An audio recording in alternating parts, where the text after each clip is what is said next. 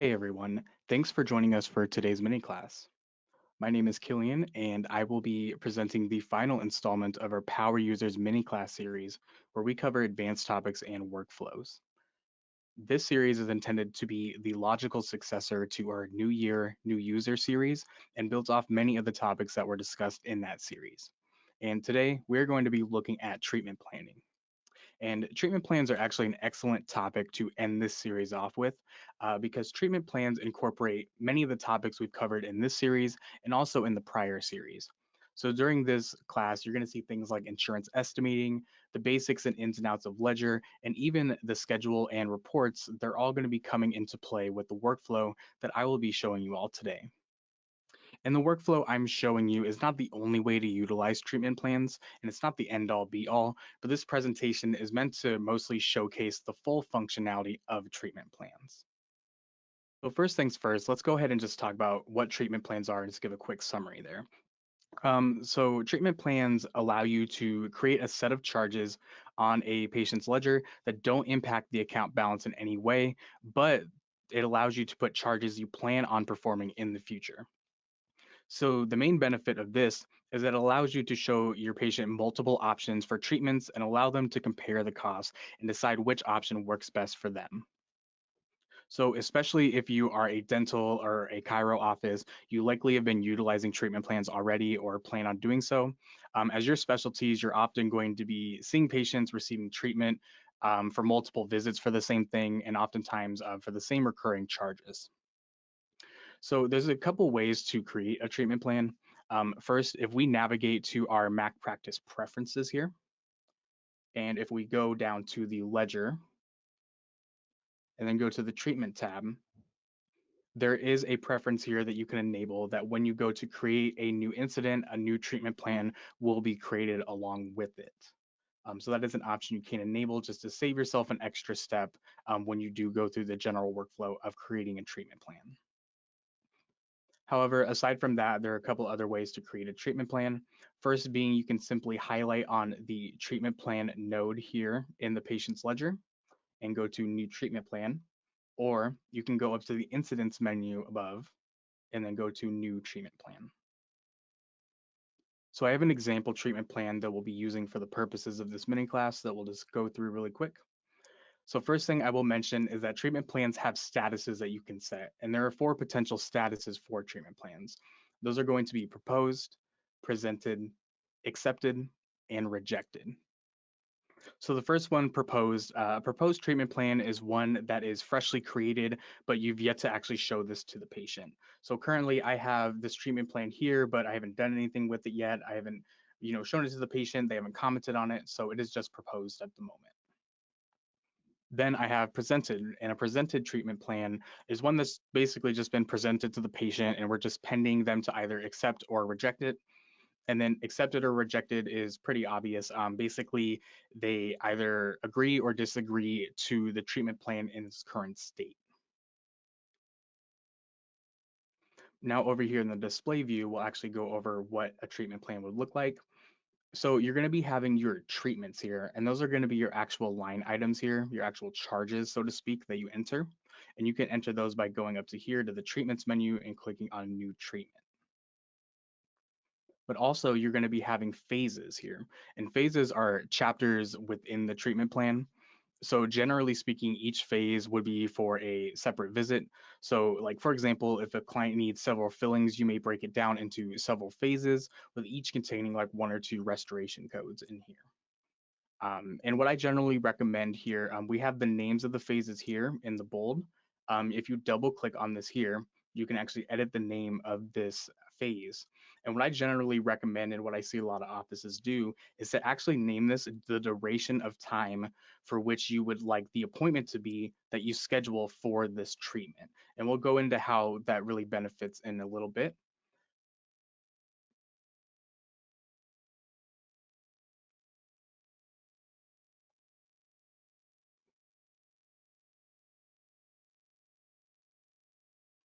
And similarly with entering a new treatment, if you need to enter a new phase, you just come up to here and then select new phase. And then one thing I did forget to mention, you can also edit the name of the treatment plan here. If you just long click on the treatment plan name, you can come in here and name that whatever you need to. So basically, now we're at the step here where we've created our treatment plan, and say we now want to show this to the patient here. So let's say that we went up to go print it, and we went to the print menu here, go to print treatment plan, and I'll go ahead and pull up a preview just so we can all look at this.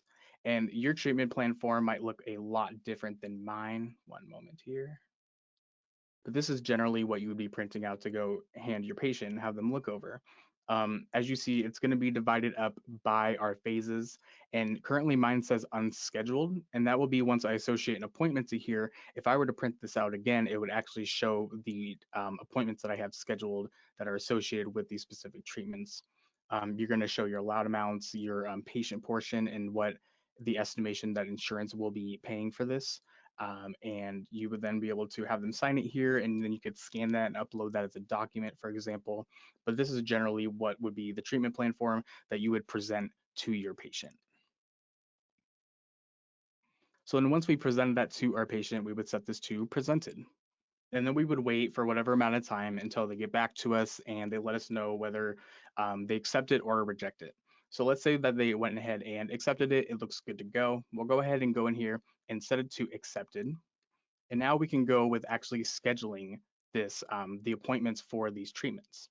And who may be doing this could be different depending on how your office is set up and the roles and tasks are divvied out to each employee. So this may be the clinician or the biller that goes in here and does this, or maybe the front desk staff that would be doing this. Um, but what you can do here is there's two different ways to actually schedule and associate an appointment to this treatment. First way here, if you have an existing appointment already on the schedule that you'd like to associate this treatment to, you're going to see a couple arrows here that you can click on, and you can locate those. You can locate those appointments if they're in there. So I'll go ahead and associate this one to here, like so, and now it has been associated to that specific appointment. But let's say I actually want to go ahead and schedule the follow-up too here. So I want to go ahead and schedule the second phase. What I can do is I can click on schedule right here, and it is going to take me to the schedule ability where I can schedule that appointment. And you will see here that I will get an alert once I go to the schedule ability to say to schedule this appointment for 60 minutes essentially. So it's basically a good way to just keep in track. So say if you're the biller or the clinician who's putting in this treatment plan, but the front desk person is the one who ends up actually scheduling the appointment, that's a good way to basically notify them, hey, this appointment needs to be, 60 minutes, 30 minutes, 90 minutes, whatever it needs to be. So we can go in here and we can navigate in the schedule like we would for any other appointment, come into here and then schedule it. And we can go ahead and just click and drag for the desired amount of time, make sure everything looks good, and it will already be pulling in our patient information since we did have that patient selected while in the patient's ability. So we'll go ahead and save that there. And now we will have that on the schedule here. And then similarly, just to kind of go over a different workflow and a way this could work, say, maybe the front desk person who is wanting to associate an existing appointment to a treatment, there are a couple different ways they could do that. They could, simply just go over to the patient's ability and then go into the patient's ledger, or they could right click on set appointments and then go to come down here and go to Ledger, or really any other area in the software if they'd like to. But in this case, go to Ledger, and then it will take us directly to that patient's ledger. And then we can go to that treatment plan and then associate here if we would like. And I really like the idea of associating treatment plans to appointments because it really opens up the other areas in the software where treatment plans can be very beneficial for you. And I think this way it really helps because it helps with front desk staff and reception and whatnot be able to be a bit more in the know with what is going on with treatments and whatnot. And a way to do that, I have here in my appointment display. So if I go over here to my sidebar in the schedule and I go to the appointment display reference folder, I can go over to the text tab and I can actually set some of my lines to show things that are related to my specific treatment plan. So I have it set up here where I can show the treatment plan codes, and then also the treatment plan descriptions will be shown on my appointment blocks. So as you see here, I will have those there right there. And once I have those appointment display settings configured, if I actually hover over this appointment, I'll get what is called a tooltip. And it's actually going to reveal further information about this appointment here. So as you can see here, I'm going to be having, if I had a tooth and surface selected, I'd have that tooth and surface. And then I'll also see the total amount that is being charged for that code and then the code itself. So this can provide a lot of information that your front desk could refer to in the moment if they're checking in that patient without having to necessarily go all the way into that patient's ledger and look at the treatment plan. So that's going to be how to associate your treatment plans to appointments. And once you have that step of the workflow kind of implemented within your office, that really opens up the possibilities for what else you can do with these treatment plans. So another thing that I want to go over is if you scroll up to the top of the sidebar in the schedule, you have the calendar node up here. And this is actually going to be your production calendar. So this calendar node is going to display the production calendar where appointment and production goals are viewed and tracked based on the production goals that you have set in the Mac Practice preferences. And I'll show you how to look at those really quick. So when you're in your preferences, you're going to want to scroll down to scheduling.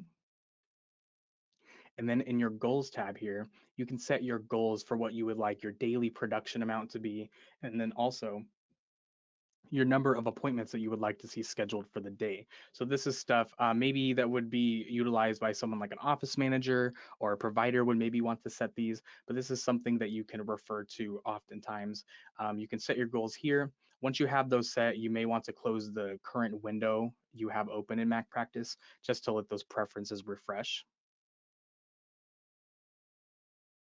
But within this window itself, up here in the top right corner, it's going to display three progress bars. You're going to have your production, your resource hours, and your appointments. And these bars are going to track progress for the month and what's currently shown on the month. So basically, any days that I have appointments scheduled, it's going to multiply that by whatever my production goals were daily. If I go down to a specific day, so if I go down to just the current date where I have that one appointment scheduled, you'll see here that I'm going to have my production and it'll be in the same order as it's shown up here. So top is going to be production and that's going to be showing the total charges and the total treatments here. Um, Below, you're going to be having your resource hours and your resource hours are just going to be pretty simple, just the amount of hours that are scheduled for all of your resources combined on that specific day. And then below is going to be your appointments, and that's just the number of appointments that are scheduled on that day. And you will also have up here the number of patients that are scheduled for that day for appointments. And these will be shown in different colors depending on where you're at in reaching your production goals. If it is in the red like it is here, that means that you have yet to meet half of your progress towards that goal. Green will indicate that the office is you're around like halfway or so to your goal, and then blue would indicate that the office has reached the goal, or you have reached the goal, I should say. So this is a really good way to kind of view this and not just be reactive in regards to your office's production, but be proactive in the sense that you can see a month out, provided that your office has consistently implemented the workflow where you are associating treatments to appointments. You can see up to a month out, or even further if you'd like. You can go all the way out to March or go out to whatever date, honestly, in the future, and you can see what your anticipated production is for specific days or an entire month. And then you can set those goals depending on, maybe the office manager has a specific goal for revenue or whatnot. That is something they can set in there, and then that is something they can follow closely here.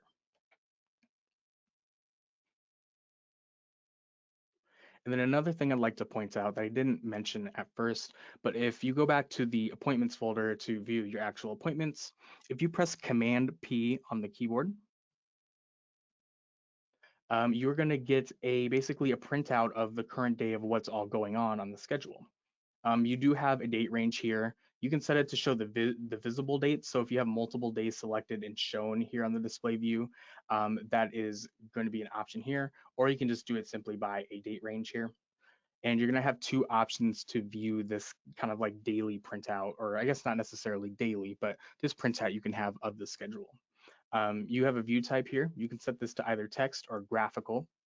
And graphical is really just going to be almost like a screenshot of what you see here. You're going to have basically just shown out in that same view. However, if you go to the text view type, you're going to have a lot more options as to what you can show on this printout here. So one thing I would recommend checking just in that's relevant to this specific class would be the total treatment here, for example, or the treatment plans checkbox. And that's going to actually show basically all the information in regards to that treatment plan. So if that's something that maybe, maybe a front desk would want to refer to, that's something that could definitely be printed out. Or if it's something that even, a clinician or whoever wants to kind of keep on hand just to have a quick printout, they can have this here and print that out to view throughout the day. And they can even narrow this down by the resources and say, just Dr. Bravo wants to view all of their treatments for the day or for this specific date range. You can do this quickly and easily here on the schedule if you'd like. All right, and the last thing that I want to show you is going to be reports that are pertaining to these treatment plans that we have associated to appointments. So we'll go over to our reports ability here. And I'm going to go to the marketing folder because the first report I'm going to show you will be the treatment plans report. And this report is going to allow you to view all of your treatment plans based on different filters and criteria that you can set. Um, Kind of similar to what we were showing with that printout on the schedule of your appointments. You can filter by provider here to see all of their treatment plans. You can filter by an office if you have multiple offices. And you can also filter by specific procedure, but most importantly, you can filter by the treatment status itself. So this is going to be a really good tool to use if one, you are hoping to implement this better or kind of work this more into the your daily workflow. You could use this to kind of go in and clean up any, because what you can do is you have a date range down here where you can set a start and end date, and you can choose if it's going off the procedure date, appointment date, or last visit date. For this specific purpose, I would use the procedure date.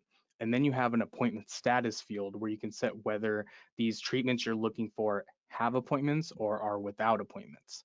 So in this regard, I'd want to set them to without appointments and add any of the additional checkboxes here if any of this information is relevant or needs to be viewed. I would then hit apply, and these would be my results down here. It'll be broken down based on the status of these. So say, for example, I wanted to look at my accepted ones here. I could then open this up and then see all of the instances, all of the patients that have accepted treatment plans within my criteria I've set. And then I can further expand those here and then view exactly what treatments are shown on that specific treatment plan. The last report I would wanted to show you would be the appointments report actually. So under the scheduling folder, the appointments report, and this is a really useful report, not just for treatment planning, but for multiple uses, honestly. You're gonna have multiple different ways to filter this, either by the appointment status, the appointment type, or by the appointment resources. And I like this in conjunction with the calendar node that we spoke of, simply because there is not like a report within that specific area of Mac practice to show all that information. But this is a good way, a good alternative, I should say, to see all that information, not in just the graphical view of a calendar, but see it in an actual list form in a report. So you have lots of different checkboxes and columns that you can add to this report. The main one I want to look at is going to be under the production tab. The main ones I want to go over are going to be the treatment and the treatment plans checkboxes. So the treatment one here is what is going to create this line, or excuse me, this column right here, which is going to give me the grand total of all of my fees for my treatments for whatever date range that I have set. In this case, it's just set for today, and I just have that one appointment scheduled. So it's just going to show the $82 for that specific fee. The treatment plans is selected because if I go ahead and expand this, I can then see more information in regards to whatever treatments are shown in that specific treatment plan. All right, and that is actually going to be wrapping up our mini class over treatment plans.